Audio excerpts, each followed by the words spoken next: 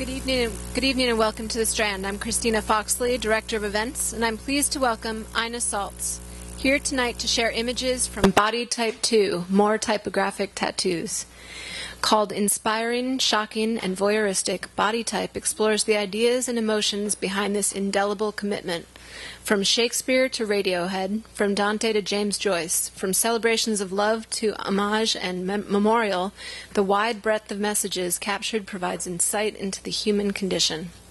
The 2 volumes of Body Type are not only for tattoo aficionados, but also for those who love the written word. Tonight, Ina will also give a sneak preview of images from her upcoming book, Body Type 3. Ina Saltz is a multitasking threat, an art director, designer, writer, professor, chair, design critic, and tattoo expert.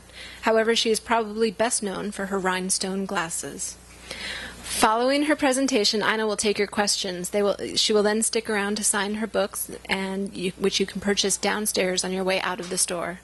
Please join me in welcoming the extremely busy and talented and glamorous Ina Saltz to the Strand.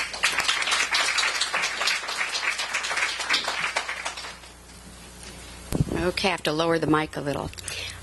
First of all, welcome to everybody. It's really wonderful to see so many friends, neighbors, colleagues, fellow art directors here, but especially if there's anyone in the audience who's in the book. I can't see all of you, but that is really the group of people that I need to thank, because they are the ones who inspired me to do this book. I have a lot of images to show you, and I'm going to leave some time for questions at the end, although I hope that as I go along I will be answering some questions that you may have. One of the first, first I want to give a shout out to my wonderful editor at Abrams, Tamar Brazis, who was a joy to work with, and of course to my wonderful husband, who puts up with me and supports me in all that I do, and he's in the back there being shy. One of the things that people say to me all the time is, how did you get this idea? What was the spark? And like many ideas, it was just a momentary encounter. And it happened on the, let's see if I'm not advancing properly here. Uh-oh. Well, they were advancing perfectly during the rehearsal. Let's see. Let me try one more thing. Okay, there we go. There's the 86th Street bus. I take this bus. I got on the bus, and there was a young man who had a tattoo on his arm in the typeface that I immediately recognized as Helvetica. Now, for those of you type aficionados or type nerds or type geeks in the audience, you know that Helvetica is instantly recognizable. And I had never really paid any attention to tattoos before. It was something that just sort of wasn't in my framework of notice. But this riveted my imagination, because I thought I had never seen anything like this. So the first thing I thought was, wow, Helvetica. And the next thing I thought was, who would have a Helvetica tattoo? So I kind of got up my courage and I said to him, are you a graphic designer? And he said, well, as a matter of fact, I am. And I said, well, would you mind if I had my camera with me, and my first thought was for my students. I'm always trying to excite them about typography, and I show them many examples of type, but it never occurred to me that I could also show them a tattoo. So I thought, well, this would catch their interest. And so I took his picture, and he gave me his card, and at that point I had to get off the bus.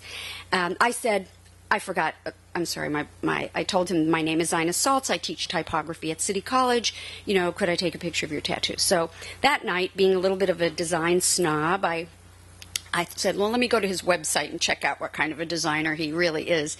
And then I saw that there was a blog, and that was when blogs were still quite new, and I clicked on the blog, and it said, I was on the bus today, and a woman named Ina Saltz. I mean, the whole story of our encounter was there. He'd obviously remembered my name and written about it. So I emailed him to thank him. Oops, that's the actual image that I took that day on the bus, and you can see the armrest of the bus, those blue laminated whatever.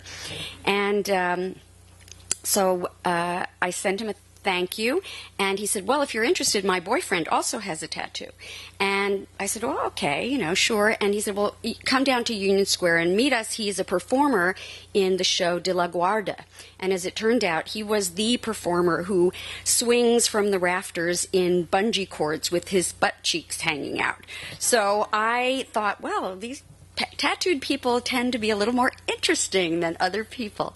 So I photographed him, and then I thought, well, I was writing a regular column for a design magazine, and I thought, could this be an idea for a column? And as it turned out, so many things about this were fortuitous. As it turned out, fortuitously, there was a tattoo competition or a convention at the Meadowlands that very weekend. So I called my editor and I said, would you be interested in this story? She said, sure, go do it. And so that resulted in, this is not working well, sorry. That resulted in this article that was in Step Inside Design magazine.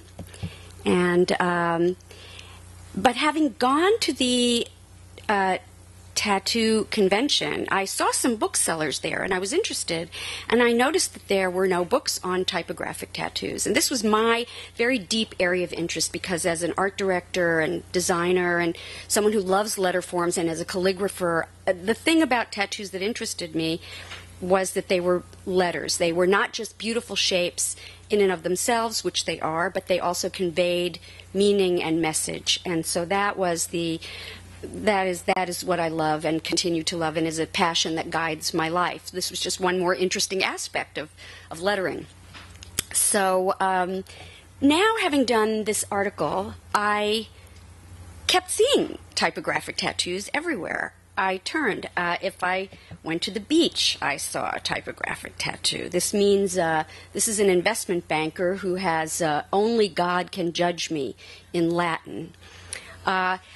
This next tattoo I actually saw peeking out from the white coat in the operating room as I was recovering from surgery, and I said to him, this is the truth, I said, I'm doing a book on typographic tattoo. I need your number. I could barely speak.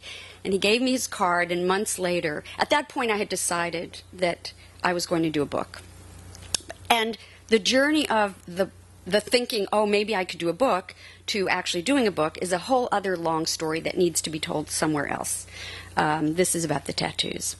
So what interested me was the commitment, and in the world of tattoos, it is called a commitment. The bigger your tattoo, the more serious your commitment. That the people who had chosen to get a tattoo, I learned I had all the same prejudices and stereotypical feelings about tattoos as the average person who knew nothing about tattoos and didn't have one.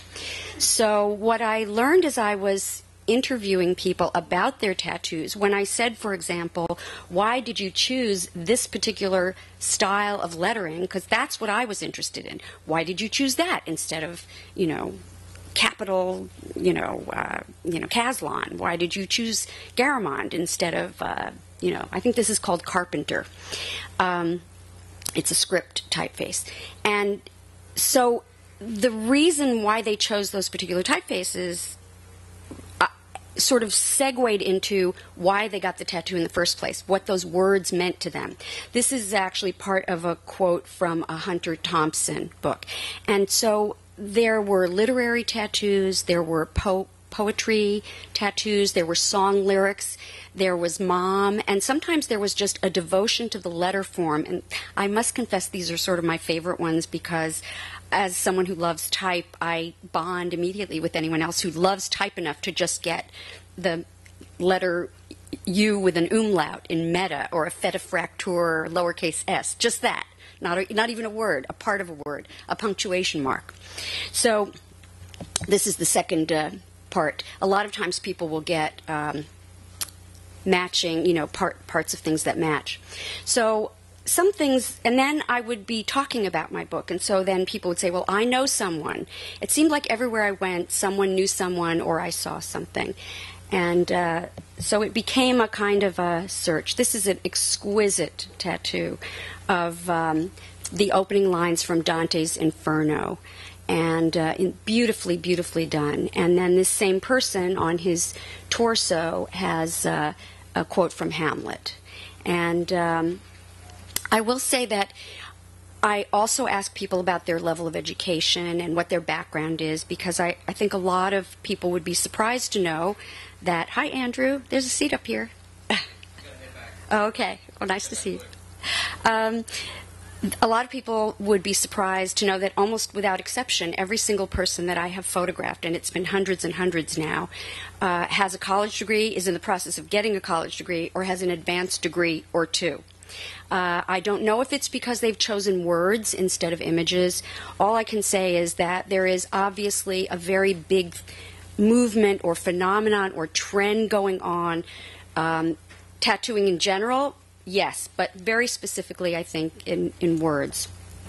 So, here I am doing a little research out on the West Coast. My friend Nina took that picture.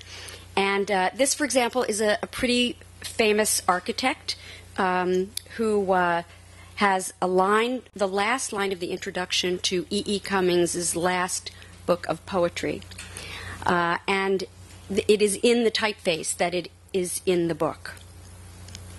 So you can see that these were, and there's a long story, by the way, that goes with that tattoo that has to do with a near-death experience and 9/11 actually being part of 9/11. So each one of these, when I look at them, I remember meeting that person, having a long conversation with that person, and I recognize people through their tattoos. If you were to say to me, what is this person's name?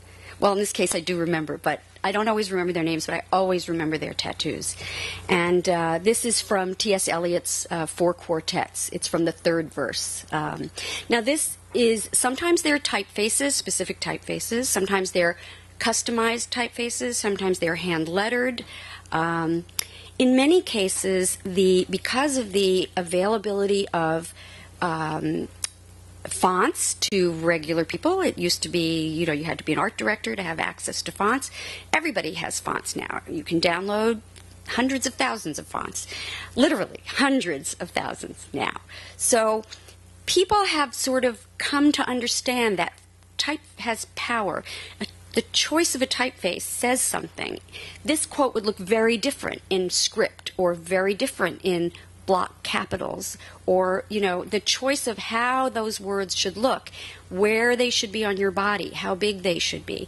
Those are things that add to the understanding and the effect of the words themselves. So that is what has interested me, not only what they have chosen, but how they have chosen to do it.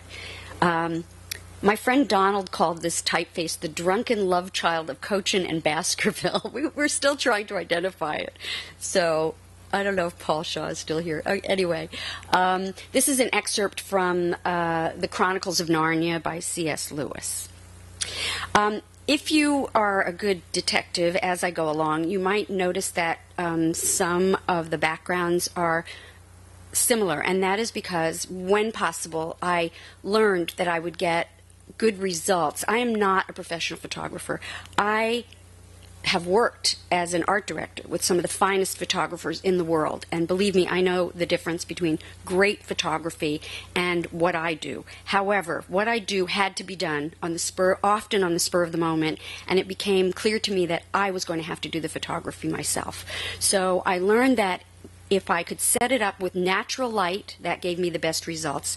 And I sort of concocted a ad hoc photo studio, either using the front of my building, which had some interesting textures in the front, and here's a little bit more of a close-up of where I like to shoot, and or upstairs in my apartment with natural light coming in the window. The outside shots tended to give me a cooler, bluer light and a crisper light, depending on the sun, where it was coming from, what time of day it was.